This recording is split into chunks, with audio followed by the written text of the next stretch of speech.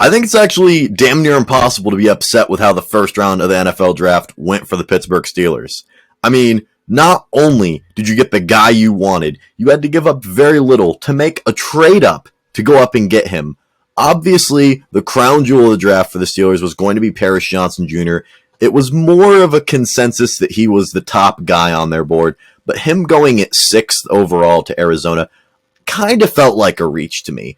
I don't know necessarily that he was top 10 talent. There was talk about him falling to 17, but it was very clear from the beginning of the day that he was going to go super early, and seeing him go that early kind of feels like a reach to me.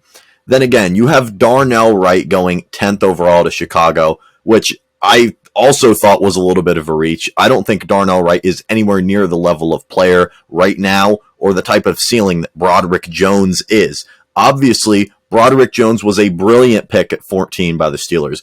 Omar Khan only giving up a 4th rounder to go up and get the guy that they wanted is an absolute masterclass. This board could not have fallen better for the Steelers.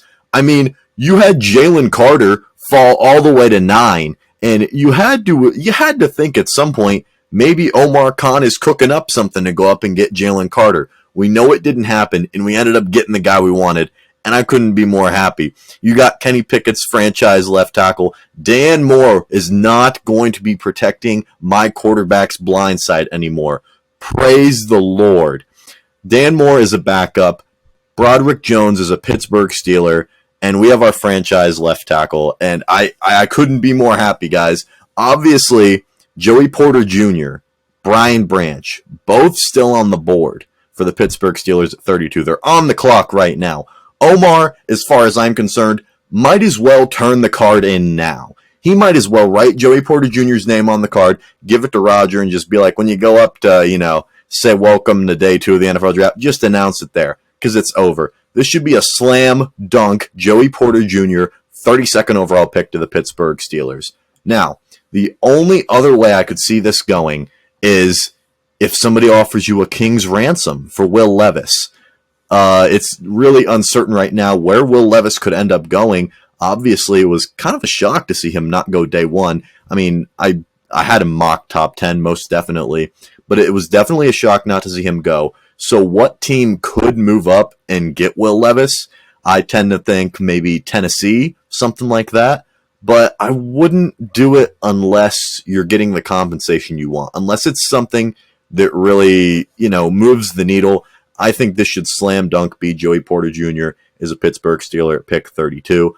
Obviously, lots of talent still on the board. No one knows where Brian Branch is going to go. If Brian Branch falls to 49, my goodness. This has been an absolute Omar Khan masterclass. Shout out them. Broderick Jones, you're a Pittsburgh Steeler. Broderick Jones, not only a very solid player right now, a guy that has a lot of room to grow. He can be a solid starter for 10 plus years. That's night 1 of the draft. Let me know what you guys thought of Broderick Jones being picked to be a Pittsburgh Steeler. Obviously, I'm very happy. Excited to see what they do tomorrow with 3 picks. Hopefully, a corner, and then who knows what they can do. We don't have any glaring needs. This team is going to win a lot of games next year, and they're looking very solid. But yeah, I appreciate you guys watching, and I'll see you later. Night 2 of the draft tomorrow. Peace.